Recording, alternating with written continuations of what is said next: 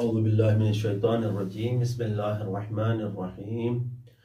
عزیزان محترم، سوال یہ ہے کہ آیا ہم انسان جب مجرم ہوتا ہے تو اس کو وضو کرنا کیا فائدہ دیتا ہے؟ سوال یہ ہے کہ وضو کرنا جب وہ مجرم ہو اور غسل سے پہلے اس کو وضو کیا فائدہ دیتا ہے؟ تو یہاں پر ہم یہ بیان کرتے چلیں کہ جب انسان مجرم ہوتا ہے تو کچھ چیزیں اس پر حرام ہوتی ہیں، جیسے مثلا قرآن کو ہاتھ لگانا یا ان کے حروف کو ہاتھ لگانا، ائمہ معصومین علیہ السلام کے ناموں کو ہاتھ لگانا، یا جو بھی مسجد میں داخل ہونا، یہ سارے عمل حرام ہوتے ہیں مجرم شخص کا۔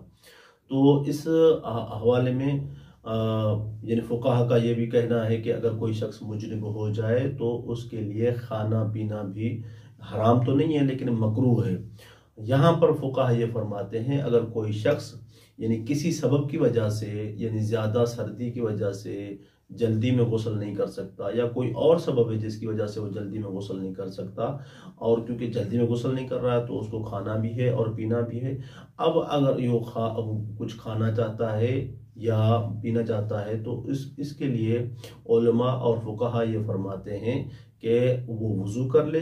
اگر وہ وضو کر لے گا تو وہ کھانے اور پینے میں جو کراہت تھی وہ کراہت ختم ہو جائے گی، اور اس کا کھانا اور پینا اب مکروہ نہیں رہے گا۔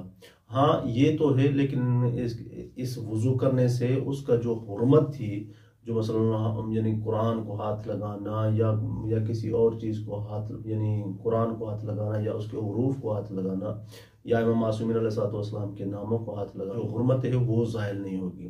والسلام علیکم ورحمۃ اللہ وبرکاتہ۔